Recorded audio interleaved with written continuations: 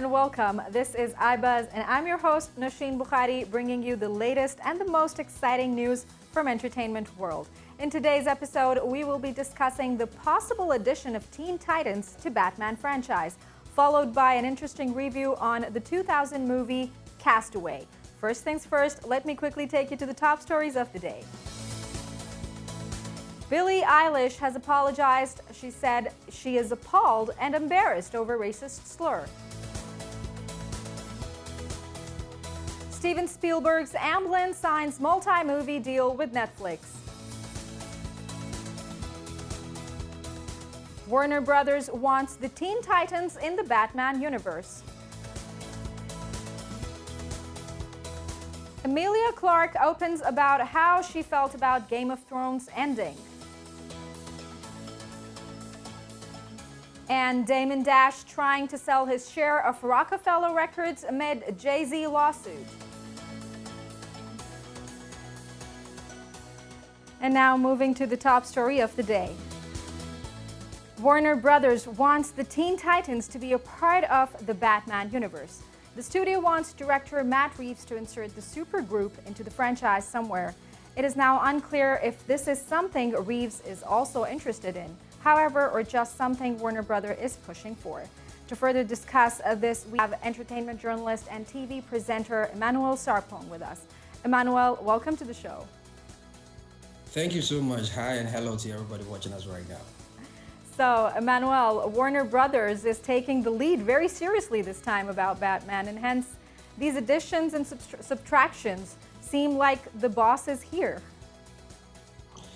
Yeah, I think for some time now, they've allowed Reeves to work independently to bring out the best out of the Batman. And I think we would know, or for those of us who have followed, know the feud going on between Patterson and Reeves and the need for Warner Brothers to step in and make sure that everything is done according to plan. But the introduction of the Teen Titans shouldn't shock anybody because we know who is the leader of the Teen Titans, and the leader of the Teen Titans is Robin, who happens to have been Batman's sidekick, you know, and the Batman universe is actually also going through going back to the basics kind of reboot. So it's only fair that the director Reeves would pay attention to the new introduction from Warner Brothers, and I think it will fit just fine. Right. In your opinion, how would it make sense that Warner Brothers would be keen to bringing Teen Titans into the DC universe? I mean, what difference will it make to the franchise? Well, I think the DC universe in particular is always good or known for going back to the basics, like I said earlier. And I think it would help the younger generation or those who are now getting accustomed to the universe to know how it all started, you know, with some of their favorite superheroes. Not much is heard about Robin when it comes to the Batman universe. We only know him as Batman's sidekick, right? But the Teen Titans gives us an overview of what Robin does outside being a sidekick for Batman, because he has his own team. And if you go further, you realize that he doesn't have just a team in one location. He has a team in several locations in America, which would more or less help Batman himself when he's trying to look for answers to unravel mysteries that come along his line of work. So I think it would help both generations. It would help generations that already knew about Robin as a refresher's course, and it will help the later generation to get to know Robin better. Right. Yes. And speaking of Robin, there are rumors surfacing that Robin will be brought back this time to the movie. How much power do you think that this move can bring to the Batman franchise? Robin is what we now use even in our day-to-day life, that everybody needs a sidekick, you know, and I'm sure it's because of the success of what Robin did with Batman in the franchise that has, you know, lived with us. So going back to the basics again and bringing Robin into the scene creates that, you know, lesson that Batman, despite being powerful in his own right with the necessary say accoutrements, he needs someone like Robin to help him with the latest, you know, development in terms of the world of villains, you know, because Robin has this intellect that he he normally works with, which is why he's able to lead this Exactly. pack of this new pack of Titans, that might not seem pretty much important to many people, but I'm sure Batman will need one or two things from him to give him a step ahead, when it comes to dealing with the villains and dealing with them faster and quicker, because Batman does not have superpowers, and people do not get accustomed to this, because Batman does not have superpowers. He perhaps has the technology to make his work easier, but you are dealing with superpowers, basically. Exactly. And you're also dealing with a sidekick who has a level of intellect, but also have team members who have superpowers. So if Batman cannot make the call, Robin can step into the fray and make that call to help the whole Batman universe. Right. Also, like just the way you have mentioned it previously, that Warner Brothers actually want Dark Knight back to its basics. Is it so that experimenting with the new characters usually didn't favor the Batman franchise pretty much? The last Batman we watched was in 2014, and it's been 7 years since that premiere. I would say it was a success, but so sometimes you don't know what goes in behind the scenes with the big spenders. You don't know what they are looking for. You don't know what they are looking at. We've had reports or we've heard news that they wanted to change on the characters in the franchise. For whatever reason, we may not know, because we've seen the same thing with Superman, where we thought that one character was playing the character better, one actor was playing the character better than the other, but later we got accustomed to the new character. So normally when it comes to the selection of the cast or the selection of the new characters or new actors that play the characters, I don't really want to say much about that, because I also sit in, despite being a presenter, I'm a director as well. And sometimes you may see something in an actor that perhaps may push your agenda better, and that is what I think is going on right now. Let's not also forget that we're supposed to have experienced the latest Batman, but for COVID, which also led to all these feud between Patterson and Reeves, because Patterson was not in good shape, and we know Batman refusing to work out, Exactly, Batman very muscular, body, that, you know what I'm saying? So, I would personally leave that to the owners, the big spenders, and the director's vision. At the end of the day, it needs to tie in with what the director is seeing to be able to give us the best experience. Right. And Emmanuel, Batman seems to be under pressure lately. Lots of drama is also happening on set, especially the one happening between Reeve and Pattinson. Batman franchise, do you think that it seems very much in trouble this time? I think personally, I don't think the trouble that we speak of is any trouble at all, because unless of course there is more to what we are hearing in the news. Reeves, who has directed this, knows that it is important for the character of Batman to look in a particular shape. Actors go through gruesome and tiring workout routines to look in a particular way. We'll talk about the likes of Black Panther and other superheroes who have had to go on a strict diet, to look a particular way. So if Reeves is telling Patterson to, just go get your body in shape, I don't think that is a big issue. I mean, Patterson should have some kind of respect for the viewers or the followers of the franchise who have seen him to be in a particular light. We do not want to... But it is reported that it's not very easy to work with Pattinson because of, this sort of behavior. Well, I think it comes with being a superstar and the ego that's surrounds it. You get to a point where you are beyond rebuke, and which is a problem, because I think whatever it is, you need to always subject your ego and subject your pride to the vision of the director or of the executive producer, regardless of who you are or what you are outside the scenes. Anytime you come on sets, the director has a final call, he has a final say, because he sees what we are going to see later in the movie. And sometimes some directors would like to overlook it and work with them anyways, but you realize that there is no chemistry, and that doesn't bring out the best of both parties. And I think Patterson and Reeves should look back at that and then make sure they give us a good show come 2022, because with all these reboots and let's take it back to the basics and stuff, I just hope they are able to resolve. I mean, COVID and Warner Brothers coming into the fray to settle the score, balance the sheets, say everybody go back, we starting all over again. We are just waiting to see something beautiful in 2022, because it will be so sad to sit and wait for 8 years.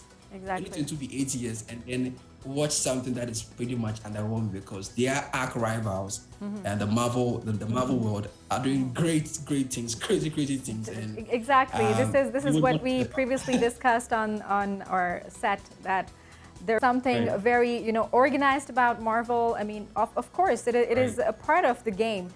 You do have clashes, you do have disagreements, but then Marvel seems to be very organized, whereas when it comes to DC, it's all over the place, and everybody knows that what happened behind the scene.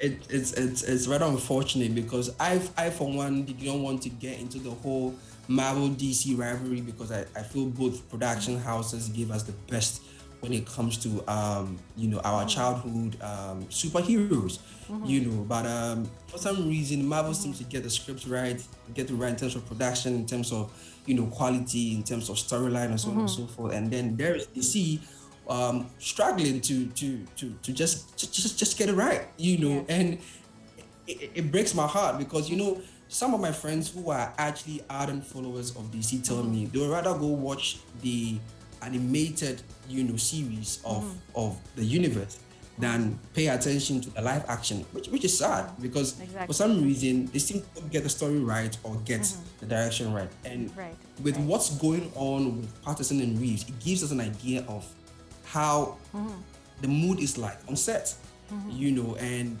it shouldn't be, because it translates in the acting, it translates in the production, it translates in the whole packaging, and that would be very, very detrimental to the franchise. Right. Emmanuel, a great discussion. It was really, really lovely to have you with us. Thank you very much. Pleasure. Thank you so much. Have a beautiful day. Thank you. That was Emmanuel with his thoughts on the new Batman and the ongoing conflicts on set. Now moving to other story details of the day. Pop star Billie Eilish is apologizing for mouthing a racist slur after questions were raised by an old video of her that quickly went viral on TikTok. Eilish says she is being labeled something that she is not, after critics said her actions were insensitive at best and racist at worst. Eilish, who is 19 years old, responded to the criticisms in a message posted to her Instagram stories. The footage in question dates from when she was 13 or 14 years old. The video consists of several clips that have been edited together to highlight different scenes.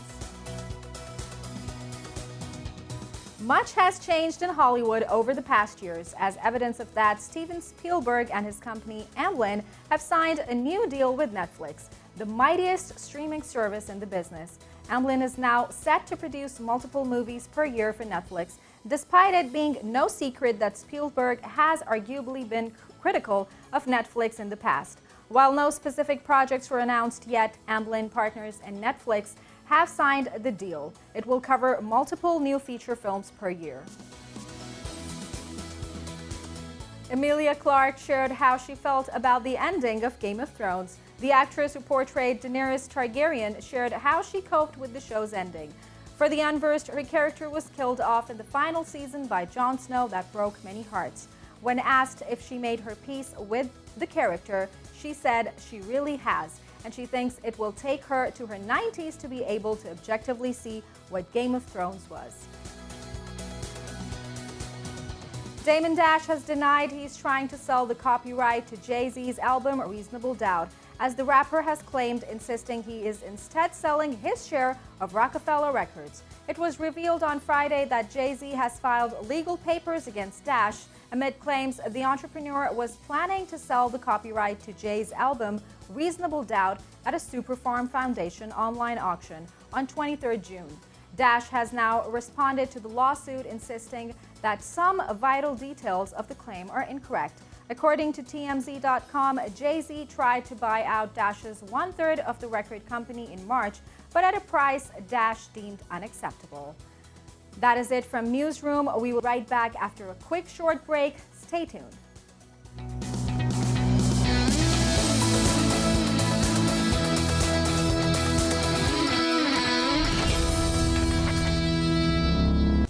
Welcome back. In this segment, we will review the 2000 movie Castaway. Released in the year 2000, Castaway is a movie of a man's struggles who is stranded on an island.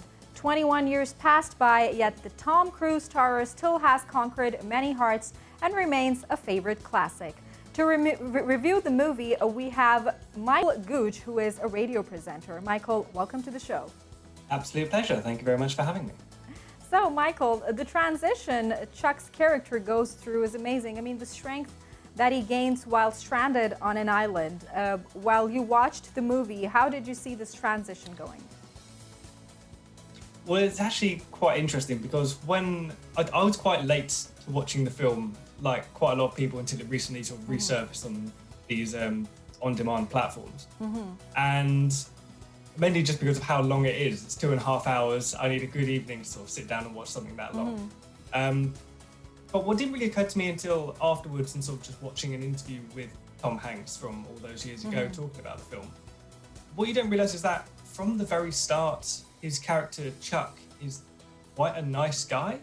There doesn't seem to be anything really wrong with him. And apparently Tom Hanks said when the film was developing, he didn't want to see Chuck sort of start off as this sort of nasty guy that learns a lesson on this island.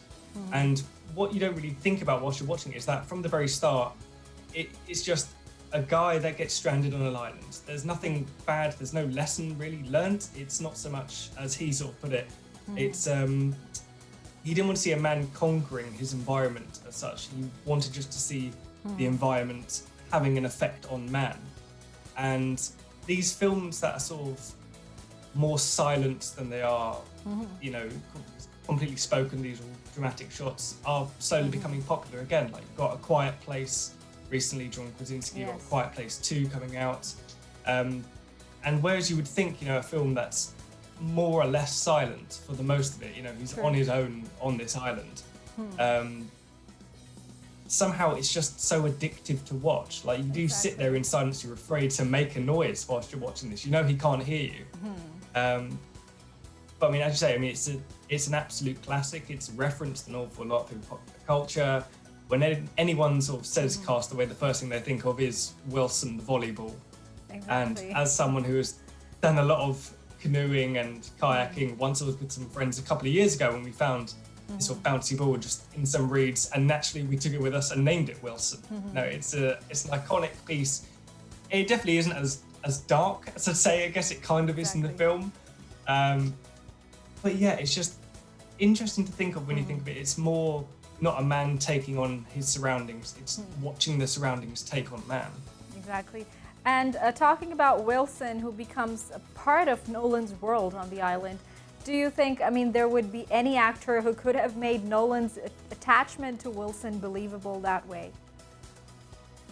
I honestly don't know. It's one of those Tom things. Hanks, I mean, it's just Tom Hanks who managed to do that.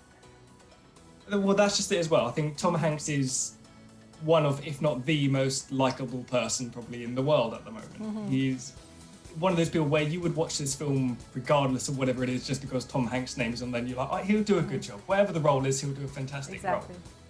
But again, I think that comes back to the point of where he's not a character that's hated at the start. He is just a really nice guy, and all you can do is sit there and watch as the environment takes over him and watch him slowly lose his mind. And it's just, yeah, it's as you say, he's a likable guy. You don't really hate him from the start anyway. And I think that is a good casting choice for him. Right, and the cinematography, the locations, the acting, the story itself, which is like very simple when it's written, you can feel the simplicity of the story. Can this be declared Robert Zemeckis' greatest showpiece? Well, that's the interesting thing about Robert Zemeckis, is that some people say that he has what's the word I'm looking for? Not like a watermark on his work or something iconic as such. Because I mean, for people who don't know, I mean, he's done things all the way from Back to the Future to more recently the modern version of The Witches. You know, all of his work, you can almost tell it's him, but at the same time, he likes to do things differently with each one. Just the fact on the writer, I haven't done, because I used to do a show where I was talking about, you know, these things that went on behind the scenes. I'm very much into that type of stuff. Is that William Broyles Jr., I think his name is, who wrote Castaway. He spent several days alone on an island whilst he was, you know, trying to do research for this type of thing. And again, just jumping briefly back onto Wilson sort of happened there and then, is that was inspired by a volleyball that washed up on the islands that he was doing this training or research on.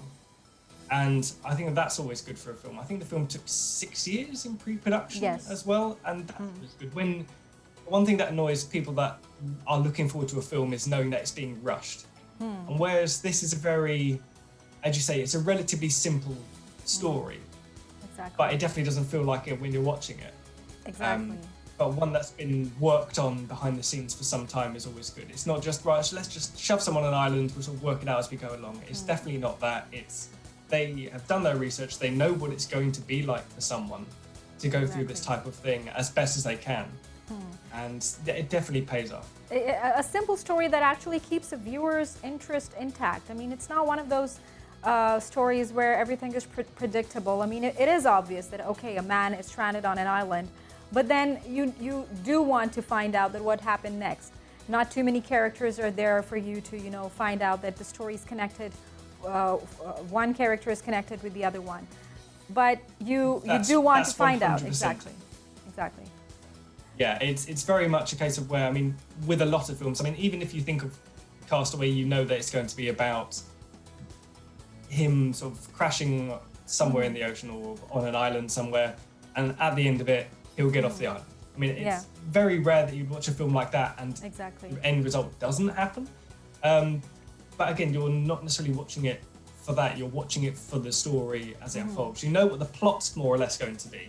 You know, there are going to be struggles throughout it, but again, you watch it for the story. It's like a superhero film. You sort of know in the end that they're going to defeat the bad guy, but you sort of want to see how that journey progresses. And this is definitely one of those journey films. Right. And there is one very elegant and very unique point about this movie, that Nolan is actually struggling in the mainland where all the facilities are available. And when he goes, he's stranded on an island, he finds life and he finds the solution of every problem that he's been through, which is a great character transition and probably a great lesson to learn for a movie viewer. Oh, yeah, no, definitely 100%. But that's also another important thing, is that, yeah, he definitely does accomplish an awful lot of stuff on the island, but you see his struggle to do that as well. You see his, when he's trying, I mean, one, again, a more iconic moment is when he's trying to do the fire with the sticks. You know, that's as someone, as I say, who's done camping and all that, that's a very difficult thing to do. And I feel his frustration whilst he's trying to do all the sticks together. And, you know, as dark as it is at one point as well, you learn of a moment where he does ponder off screen about ending his life. And you do sit and you think, you know, this has not been some tropical getaway for him. You know that this has been struggle, it's been mental in his mind. And, you know, he spent all this time talking to a volleyball and trying to, when he knocks himself out with the rock and the toothache as well. Yeah. So again, it's all those little things. It's not a tropical as much as I think we would all picture ourselves being stranded on a desert island somewhere and having a lovely time with some coconuts or that. It's definitely not that way for Chuck at all. Exactly. And last but not the least, 3 reasons why you would recommend this movie to the viewers to watch. Ooh, only 3. I can think of many reasons. Again, as someone who's late to the party watching this film, one of my regrets is taking that long to do it. I think if you're not if having just Tom Hanks as the lead role isn't enough to entice someone in already, I think it's very important in today's world, you know, where a lot of people are feeling isolated, you know, given the state of everything as it stands. You know, this is someone who doesn't even have access to anything like a phone or any form of social media or any form of contact with anybody. Nobody even knows where he is. And films like that, I think, are kind of needed now, where not so much to say, look, let's all stop complaining, it could be worse type of thing, but it's to show that, we're at least a little bit more prepared for it than being in that situation. Right. And aside from that as well, just the importance the film has on other popular culture. So something else I didn't know until fairly recently when I watched the film was that if it wasn't for Castaway, we wouldn't have Lost, the TV series. It was basically a pilot version of that. And so it's an important piece of pop culture, I think, Castaway. And that should be the reason to get people to watch it. Right. Micheal, thank you very much indeed for being with us. Great discussion. No problem at all. Have a lovely day. Was Micheal Gooch with a review on Castaway. And that is it from today's episode. We hope you liked it. Don't forget to share your feedback on the social media link mentioned down below. We'll see you next time. Until then, take care and goodbye.